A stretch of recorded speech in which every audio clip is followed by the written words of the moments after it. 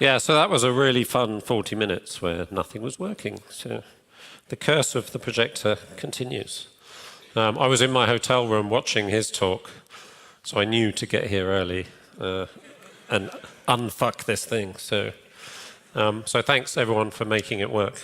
That's going to be much better with slides and output. Can you all see this at the back? Yeah, cool. Maybe when we're actually running it, we'll turn the lights down a bit so it's a bit more. That's nice. Oh, it's like magic. What else can I make this room do?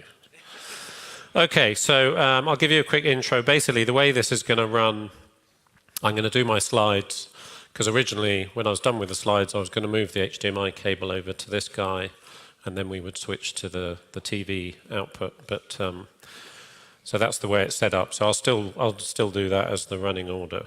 Okay. So first of all, quick introduction. Who am I? I spoke here last time. We were just discussing this, I think, 7 years ago or so. So it's great to see it still running and doing a great job. Thank you. And thanks for the invitation. Thank you. So I am a DEF CON goon. I'm the quartermaster, which basically means throughout the whole of DEF CON, I get to sit in a little room in the back, surrounded by Pelican cases. I've heard there's talks there. Apparently some of them are quite good. I've never seen one. I've given a couple. I'm also a director of Aperture Labs. We are a hardware reverse engineering company. So we basically take widgets and we pull them apart, and we playing a lot with smart metering and Internet of Things stuff at the moment. So that's quite cool. If you're in London, if you're ever in London, last Tuesday of the month, I run the London DEF CON group. So try and join us. It's called DC 4420. And those of you who don't already know this, I can give you a quick test for. We get prizes to hand out, right? We got some books. Okay, so I'll give you a book if you can tell me why it's called DC 4420. You can't answer because you've been there. Anyone? There you go, International Dialing Code. So the groups in the States are like the 303, which is whatever area 303 is. Denver, is it? So there you go. So when we started international, since we're talking about numbers, I'm going to give you a book about numbers. I won't throw it. It's amazing how many people don't get that, particularly Americans, because they never dial international. They think the world...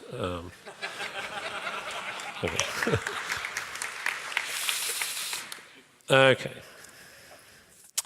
So this talk came about because Mike Osman very generously gave me a Hack RF for Christmas, and that was really nice of him.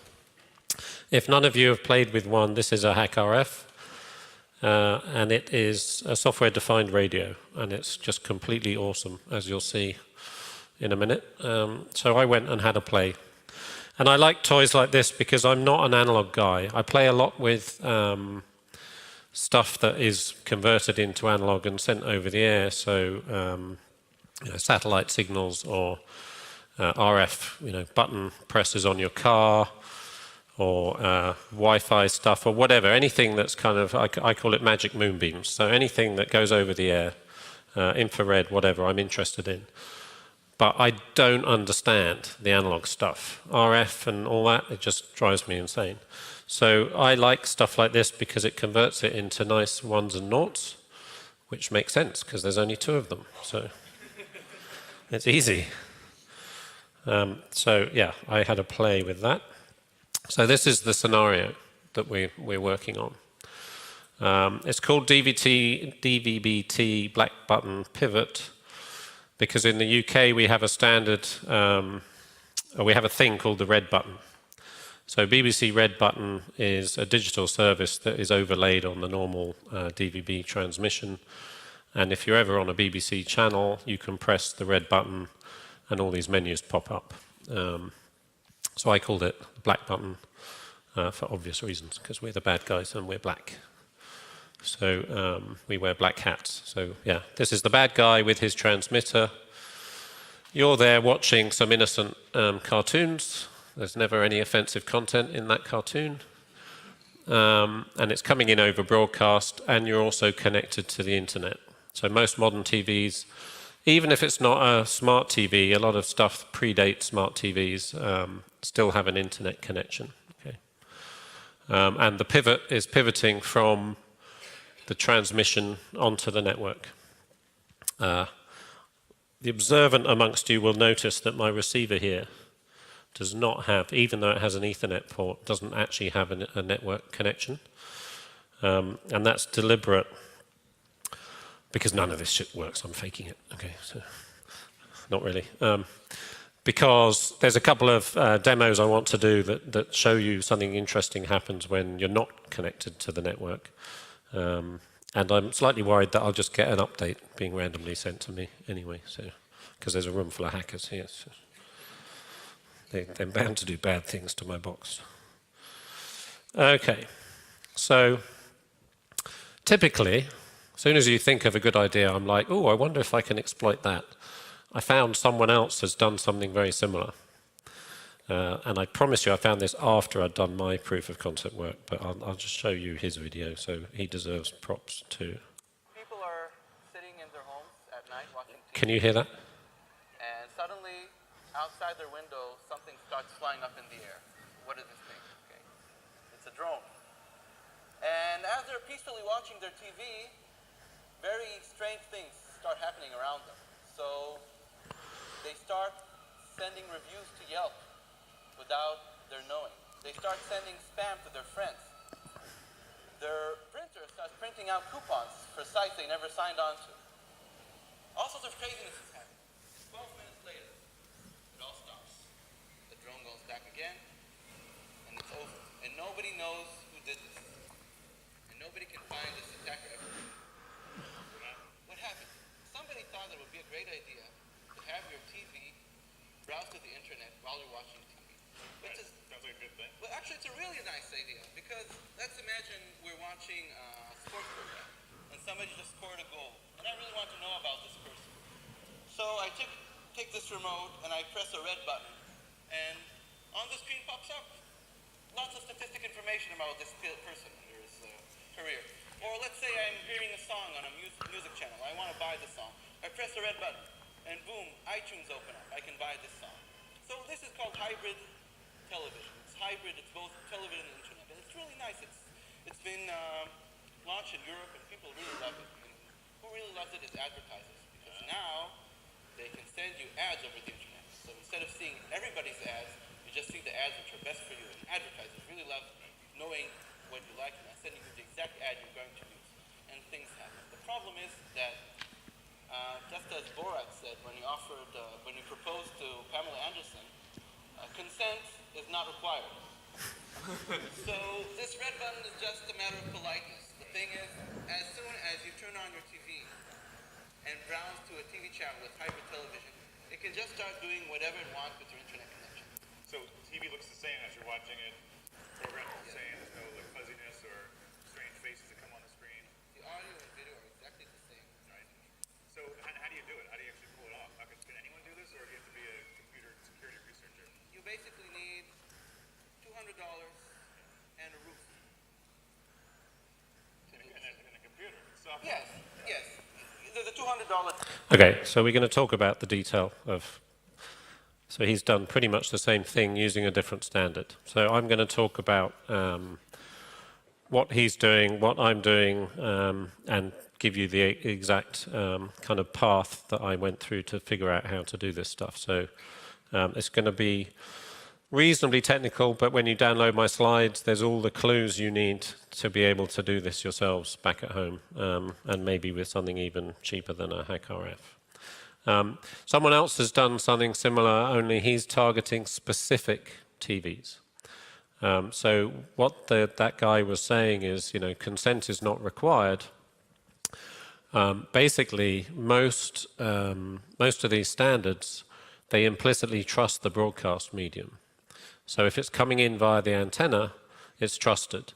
Samsung, I think they digitally encrypt and sign their firmware updates, but the keys have been cracked and leaked, so you can actually generate your own and re-sign them yourself. So that doesn't really help. And it's going to be difficult for them to ever bootstrap the process of replacing that key because they're going to have to send a new one in an encrypted image, which we can decrypt and so on. So as long as we catch every update, we'll keep up with the updates.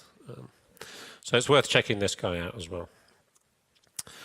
So my attack is based on, I believe that all UK TVs, not just smart TVs, but all UK TVs that are still operable are vulnerable. And the reason is, we switched off analog a while ago because analog is nasty and smelly, and we like noughts and ones in the UK. It's not just me.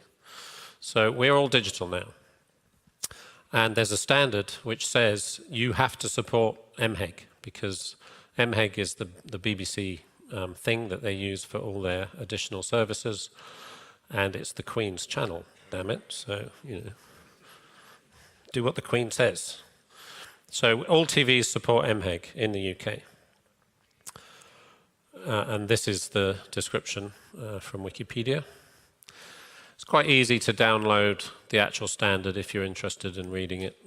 It's a lot of reading, and it's an ISO standard, so it will make your ears bleed. So I try not to read anything except the bits that I actually care about. Basically, it's teletext on steroids. Okay, you can do more than just little text menus, and you'll see that in my demos. There's actually some incredibly complex programs that we're going to look at. And this is the hierarchy as described by the standard. And what's interesting here is when I first read this and I came across this, hypertext, and it's like, ooh, I can actually send it my own HTML. Interesting. The remote programs and stuff, so again, as I was saying, the model is kind of upside down. So in the standard, if the input is hypertext and it's coming from the internet, it's treated differently from if it's coming from local storage, for example. And you can have different rules, the trust rules. So you can say, I trust this stuff, don't bother checking signatures, just play it, based on where it loaded from. So that gives us two routes to attack. We can either send the data from the broadcast medium, store it locally, and then execute it, if they've got relaxed rules about what's stored locally. Or we can actually send it via the internet, or we can send the content itself just directly to the antenna. Now, if you're sending the content directly to the antenna, it's implicitly trusted always. There is no rule to say my content must be signed if it's coming in on the antenna, because who would be broadcasting except the Queen, right? And she would never send you bad shit. So we trust it. So it's implicitly trusted if it comes in on the antenna. Now, weirdly, so this is, I'm staying at the venue hotel, and this is the remote from my room. And I just noticed on it, it has this button here, which is weird. I mean, that's a sign, right? I've never been anywhere where it actually says MHEG on the button. I promise you I didn't put that on there. And by the way, never do this with a black light to a hotel TV remote, okay? It'll look like a plasterer stayed in there last time, but I think we call it a plasterer's radio, right? Yeah. Yeah, so that's weird. I don't know if you support MHEG, so maybe your TVs over here are vulnerable too. Okay, so specifically the vulnerabilities, so we can reveal your IP. So if I'm sat outside your house and I transmit to your antenna, I can force your TV to connect back to me on the internet. I now know your IP address, and that's phase one of attacking you. I can send malicious content. As I've described, it may or may not need to be signed. If I send more MHEG, it must be signed and trusted if it's coming in from the net. But you can send the certificate to check it against. I haven't actually, this is my reading of the standard, and I haven't managed to prove this yet. But I think I can override your original certificate and say, here's the certificate I want you to check this content against. So I can now feed you anything regardless. So I just have to figure out where your content is looking for its certificate, so I can hit that specific internal path. And all the paths are mapped in the standard, so the storage areas are standardized. So. And there's some very nice tools for doing all this analysis. So talked about HackRF.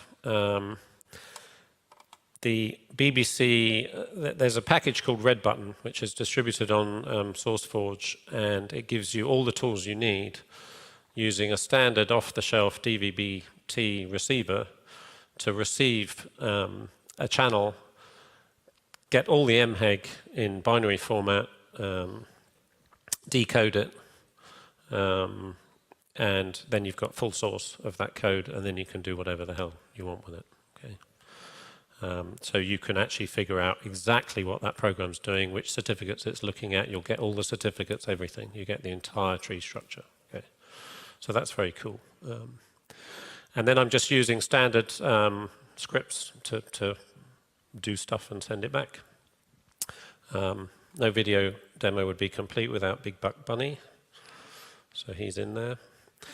And OpenCaster for building the actual stream. Okie dokie. So the demos I'm going to go through is most of those, or a subset of those. I'm going to start by just showing I can broadcast to a standard TV by sending my webcam. I'm going to broadcast a transport stream that was prepared earlier. I'll capture and replay, or a stream that I captured and replayed. Man in the middling I can't do, obviously, because I have no original signal coming in here. So anyway, I'll talk them through as I go along. Some props to Clayton Smith for helping me get this working. We actually found some bugs in GNU Radio while we were doing it, so hopefully they've by now been fed back in and fixed.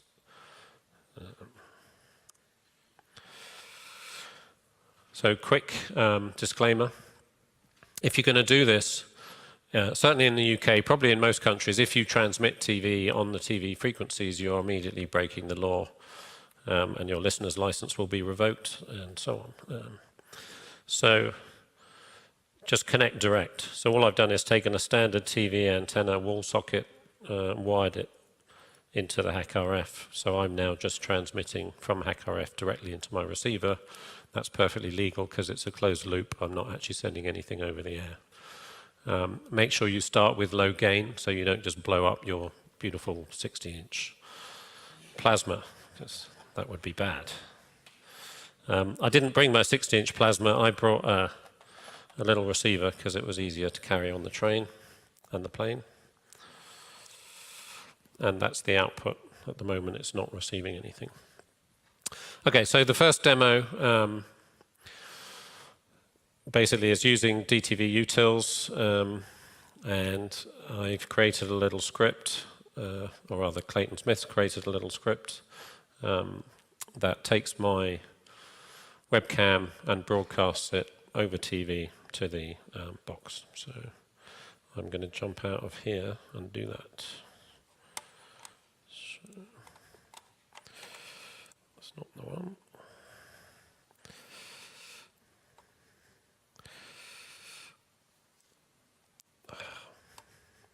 Now what I should have done.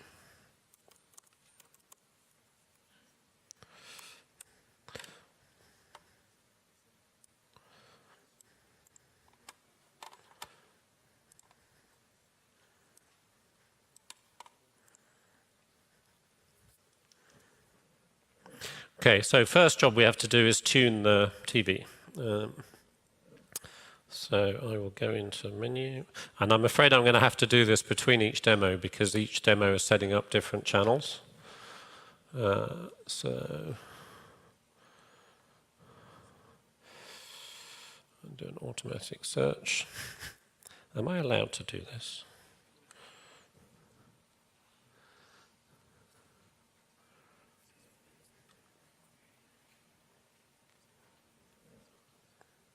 This is where we pray to the demo gods.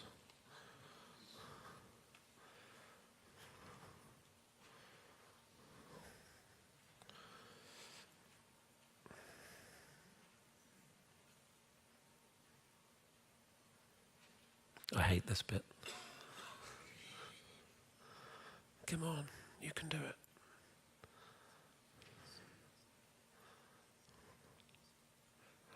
Thank God.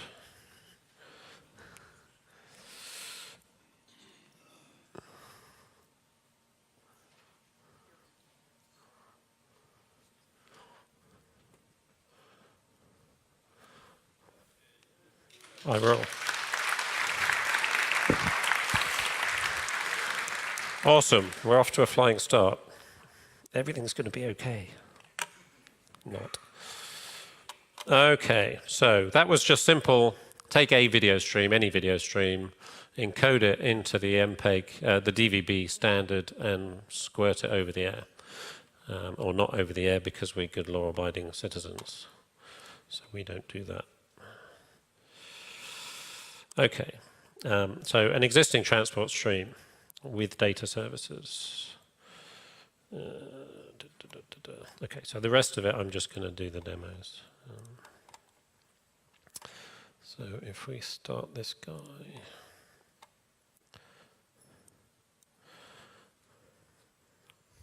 Again, sorry, have to go and tune. Oh, okay, I already tuned him for the test, so. Check it. Activate your squirrel flaps. Like this? Yeah. No. Oh yeah. No. Oh yeah. Ground shorts! What? Oh, it's gonna be awesome. Bark! Bark! Bark! Hello, I'm a human. Fire the laser cannon! I'll use the sausage flare. Have some spaghetti. I'll use the sausage flare. Wait, what? I'll use the sausage flare. What if there was a little more romance? Oh yeah! That's the kind of shit I watch at home, right? So. Yeah, there you go. No one beats a bacon pancake. Now, we're picking that up because we're not actually, I think we're kind of on the right signal, but we're not because I didn't retune yet. So what you see here is signal strength is pretty low, quality is bad, but even though it's that bad, and we're getting a huge error rate, the broadcast standard is so good, it's able to still decode and play us that content. And that's kind of amazing. I mean, yeah. You'll see when I tune the next one that we'll actually get a much better signal. Okay, so I'm going to disable that one, enable that one. If you're not familiar, this is GNU Radio Companion. Awesome bit of software. Basically, you just drop in modules for those evil analog bits that you don't understand, tie it all together in a nice pretty little string, and out comes the digital bits and bytes, and I love it. And it will produce Python for you. So when you press play, it's actually generating Python, which is then being executed. So if you want to go in and hack the real Python, you can do that too. So that's amazingly cool. So let us retune this guy.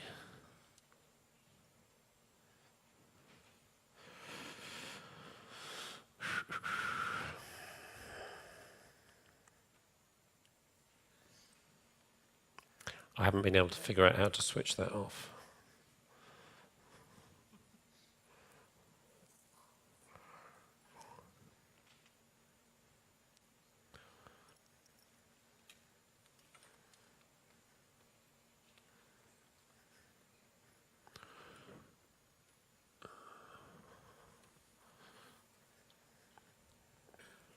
Oh, that was bad. Should have found something there.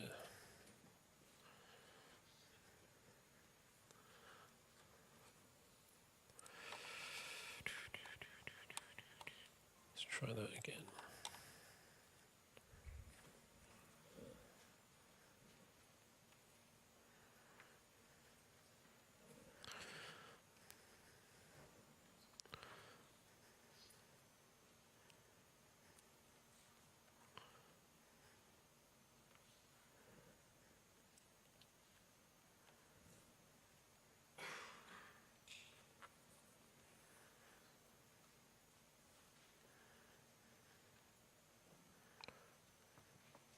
There we go. 6 channels.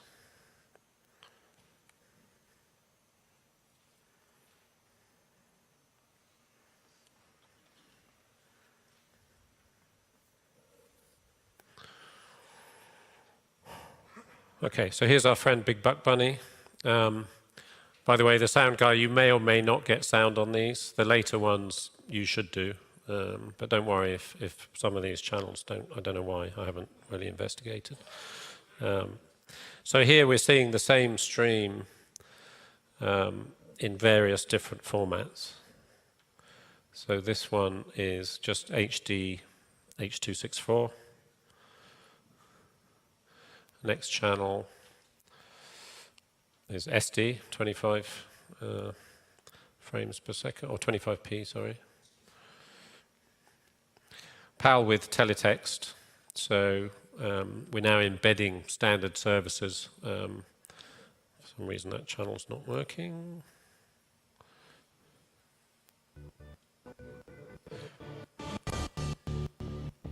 So this one is what the guy in the video was talking about, HBB-TV. So this is the hybrid TV standard. So he could attack, if this receiver had that standard on it, you could embed some code. We can see we don't have that standard because the code's not popping up. But the nice thing about this stuff is a TV that doesn't understand that code will just ignore it. Okay, so next channel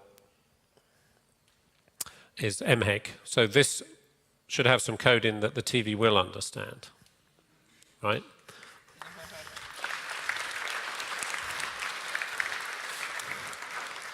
So hello world is the cornerstone of every good hack. So it's like, oh, how did it do that? Right, download that, decode it. Now I understand how to say hello world. Okay, so disable that guy. Enable this guy. So this is going to show us just how much you can do with MHEG.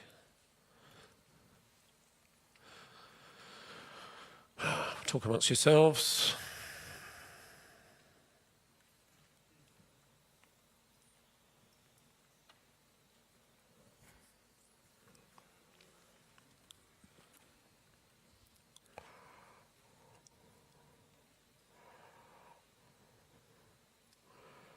And again,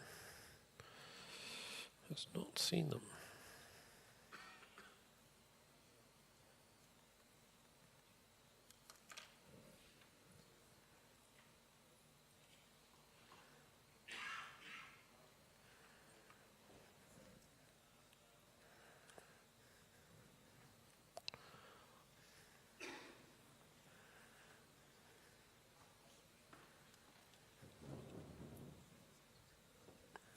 Weird.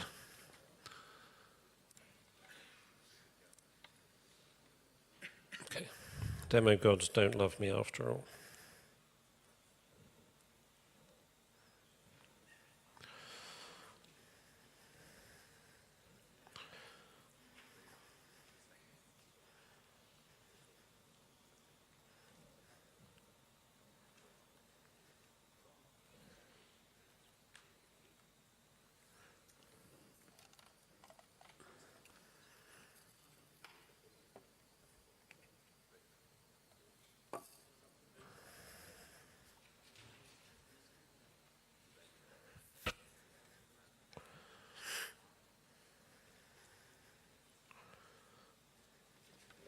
Okay, this is very weird.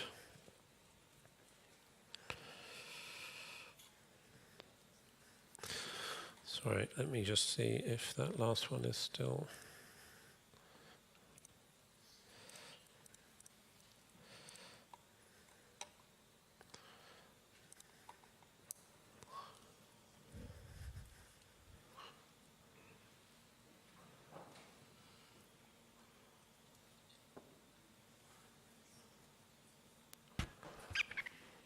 Okay, we seem to... Oh no, there we go. Yeah, so he's still running. Okay.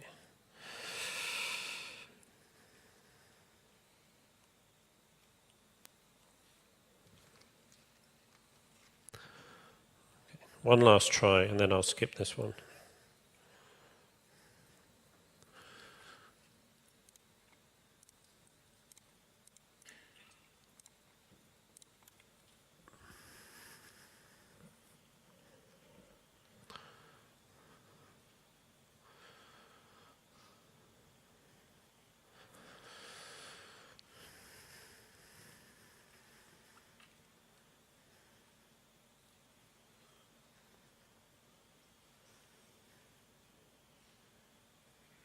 Yes.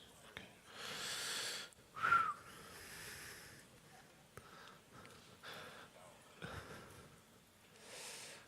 I don't know why it is, but you test this a bazillion times in your hotel room and it works first time every time.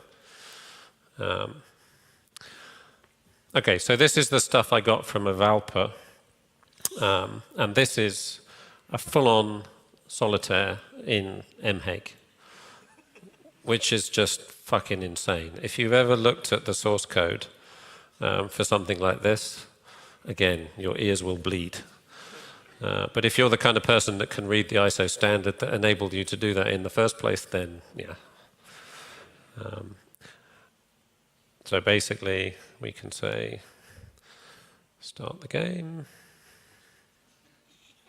If I can remember how to play. So I'm going to do draw a card.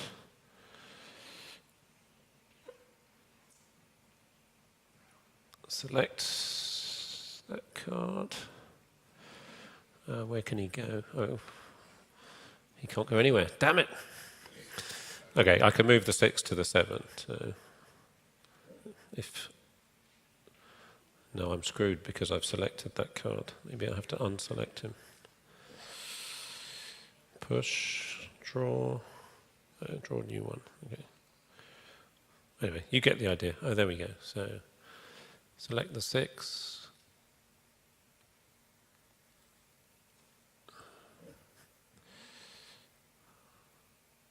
Select the 6. Select the 6.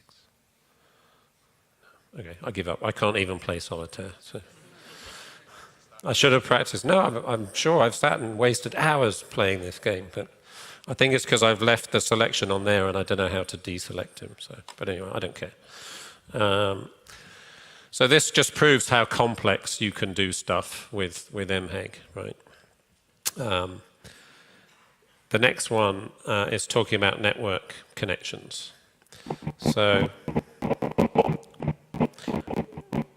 you want to just kill the sound on this one, please? Thanks. Yeah, it's kind of annoying. So we can switch this into debug mode. So with the debug mode enabled, I can kind of see what's going on in the background. And here you can see it's doing an operation which is testing network. And it got a KO, which is the opposite of OK, because the network's not connected, right? But we can see it's trying. Now, what's interesting about this one is when you press start, it shows you red key pressed, loading a VOD. And the VOD it's loading is live on the net. If you go and put that URL in, you'll get a transport stream from a valper.org, and it is a fully encoded Big Buck Bunny transport stream.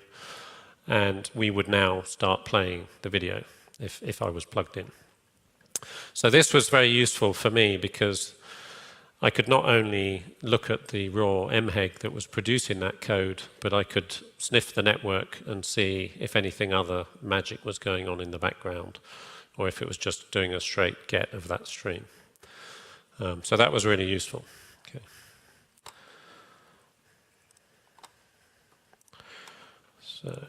So next step is, so remember my evil plan here is to man in the middle the BBC and replace the data. So the next step in the path was, can I capture the entire BBC transponder? So not just a channel, but I don't know how much you guys know about broadcast, but typically multiple channels are multiplexed onto a single frequency. Okay, so where I live, there are 5 transponders or 5 frequencies, and all of the 50 or so channels that I can receive are spread across those 5 frequencies.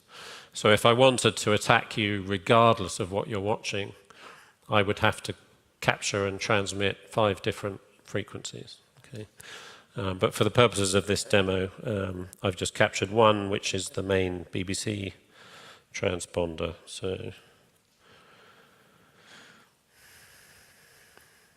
I say transponder, that's kind of a satellite term, but you know what I mean.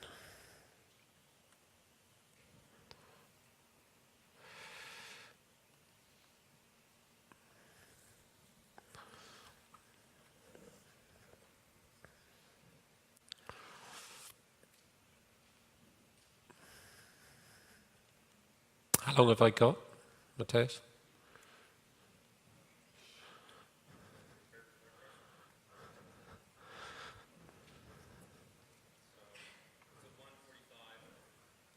Okay, great. So this completely blew my mind. 10 TV channels and 16 radio stations, all squeezed into one stream. So, you know, can I actually, in real time, capture that and broadcast it? Or rebroadcast it?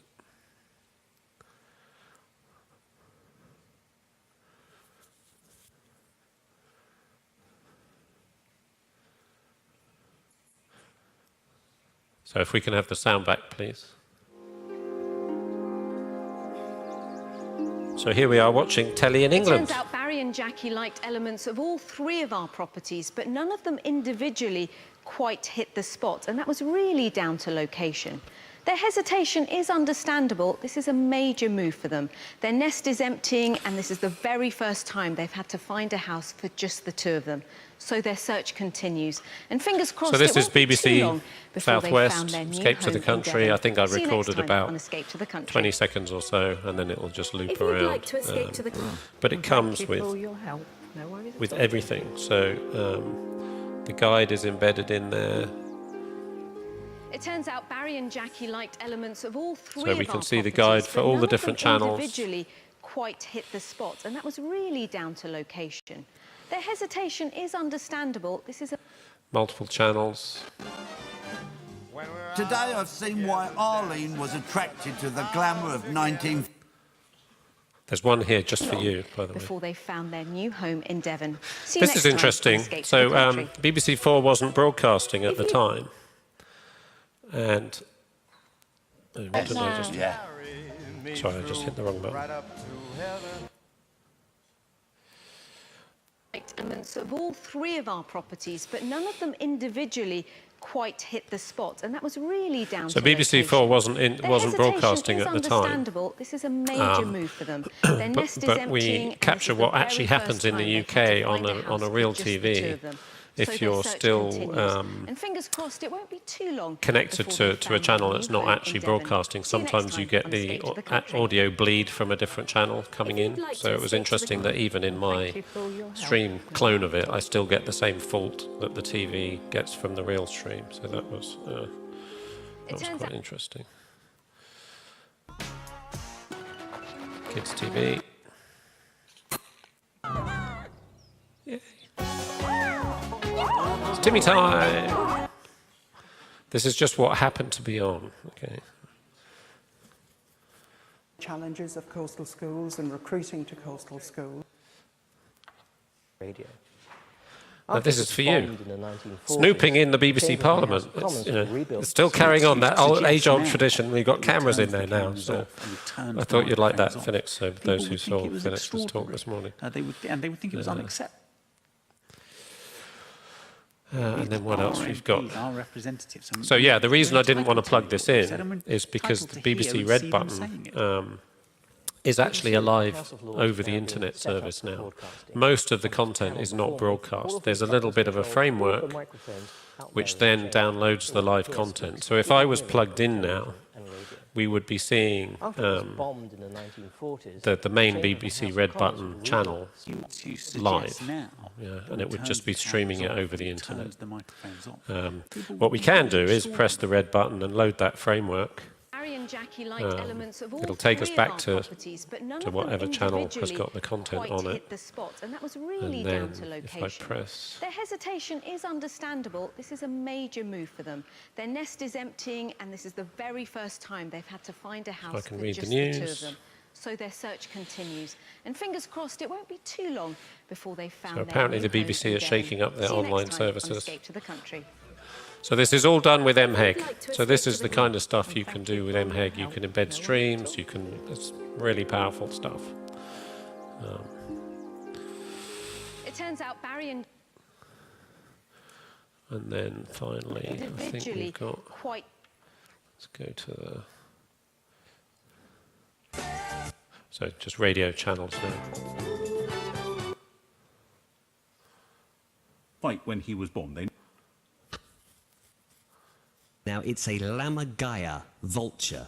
And there's been Fascinating a lot of stuff. excitement in the bird-watching community about this vulture. I've seen a picture of it. It's huge. It is. Okay. It's huge. You know what I watch. So. Okay, so this is the scary one.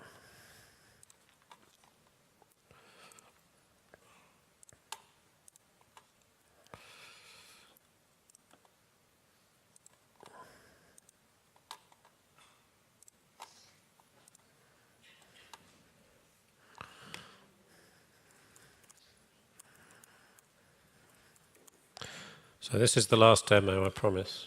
And then you can go and do whatever it is we're doing next. So this is me simulating the man in the middle. So on one side I would have a FIFO giving me content, and then I'm picking up that content and doing my stuff to it. Okay. So I'm picture the scene, I'm sat outside your house, you're happily watching BBC. Nothing apparently weird is going on. Now let's get into the tuning menu so I don't go off prematurely.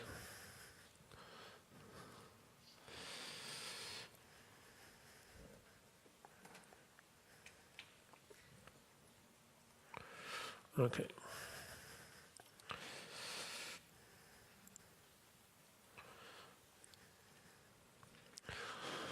So what you can see here is I've taken the output and I'm recreating the various PIDs that create the transport stream that then deliver to your TV.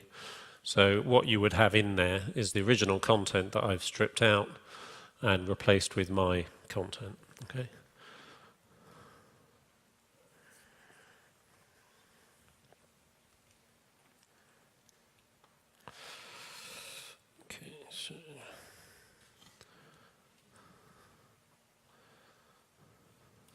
So you're watching the Beeb, the BBC, or Escape to the Country about enormous birds or something.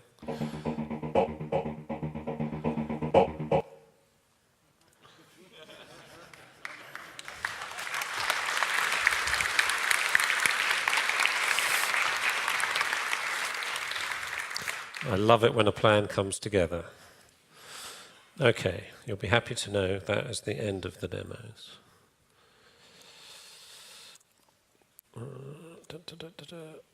Yeah, so in the slides you've got all the clues you need if you want to go home and do this yourself, within the law, obviously.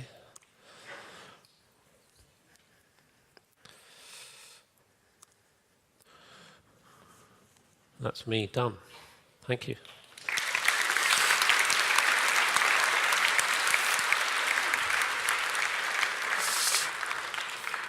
Questions? Do we do awesome, questions? thank you very much. What do you think is the most common misconception people have about how this works? The most common misconception, that it's difficult and expensive, I think. And I mean, it is difficult to understand really in detail what's going on. And that's partly because, it's funny, we actually had a talk at 4420 last week, which I've been trying to persuade as a regular attendee called Alex, who used to work for ITV, which was the first big non-BBC channel in the UK. And I've been trying to persuade him for years to give us a talk about how this shit works, okay? So broadcast stuff, you know, what does it all do? How does it work? What's the security like? And so on. And he gave us a talk at the last London DEF CON meet, and it was really interesting. Because basically, the whole thing, even though it's super technical and it's reaching millions of homes and you know, it's costing millions and millions of pounds, the whole thing is hung together by old school guys who used to be in the Royal Signals and understand RF. And it's like a little club where they all know each other. And even satellite broadcast and outside broadcast, things like, you know, broadcasting the Olympics or whatever, it's all held together by these guys all having each other's mobile phone numbers and knowing how to get hold of each other to set up the streams and stuff. So it's fascinating. It's all obviously going to change. I mean, this technology is changing it. Stuff like embedded hypertext standards and so on is going to change that radically. So, you know, in the background you'll have some equipment that does the multiplexing and the streaming, but the content is going to start to be pushed out. I mean, I can see a day coming where YouTube actually ends up on broadcast TV. So you're dumping stuff on a website and it's getting broadcast.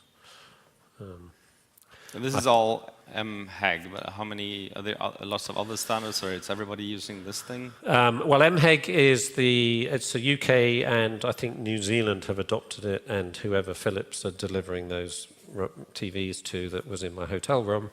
So it's one of many competing standards, but the other one that the guy in the video mentioned, DVB-T, I think is being pushed as a European standard, so that will end up in all over Europe, and I guess the US will probably adopt something fairly soon as well. So I would expect, you know, a standard to rule all standards will emerge eventually. Anybody know what we have here then? Oh. Yeah, right. I think Europe-wide is coming. Yeah. Awesome. And it makes sense. I mean, why wouldn't you? It's I need the advertisers to keep selling me that thing from Amazon I already bought a week ago. You know, it's like. And I feel I seriously need a hack RF now. Oh.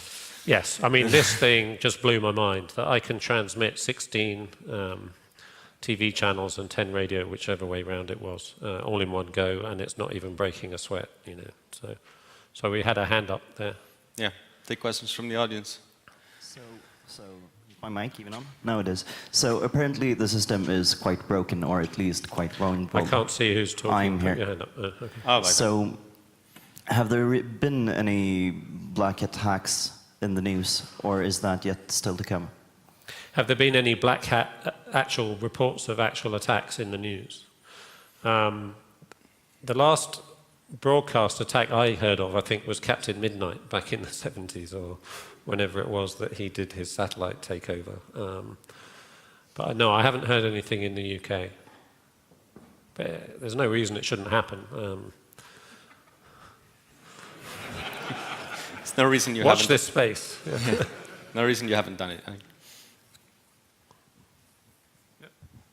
I got the impression in the beginning of the presentation that you were also going to break out of the cable box onto the domestic network. Okay, again, I can't see who's talking. Oh, sorry, yeah, okay. Yeah. Say again? I got the impression in the beginning of the presentation that you would break out of the cable box onto the domestic network. Yes, so as I said at the beginning, I didn't actually connect to the network, but I described that, you know, you can force a connection out, so you've pivoted onto the net. What you do then is up to you. Again, I'm not the HTML guy. I'm a physical protocol guy, so I'll come and disable your alarm and steal your bed, but I can't hack your network. I'm not a network guy. So. Hi. You seem to have a quite controlled environment, but what is the uncontrolled bit that makes you keep doing this channel search all the time? Can't you fix something in the broadcasting so it's the same channels all the time? Oh, so the question was why I keep having to retune the TV. Okay, so I think there's two interesting things, and there's something else I should explain relating to that as well. One is just because all I've done is I've cobbled together a bunch of different demos, and specifically to stop me confusing myself and making sure I'm always only dealing with the elements of the stream that I want to exist. So the frequency is never changing. I'm always retuning on 474, which is the first one in the channel list. I'm doing a complete search in order to clear all the channels, because there's a bunch of other stuff. You've got channel numbers, you've got the names of the channels and so on. So if I don't retune the box, I can't see the effect of the things I'm changing in my stream. So that's deliberate that I have to retune each time. If I was attacking you at home, I would have done the channel search. You would have done the channel search when you tuned your TV, and my broadcast would match your existing parameters, so there wouldn't be any need to change anything.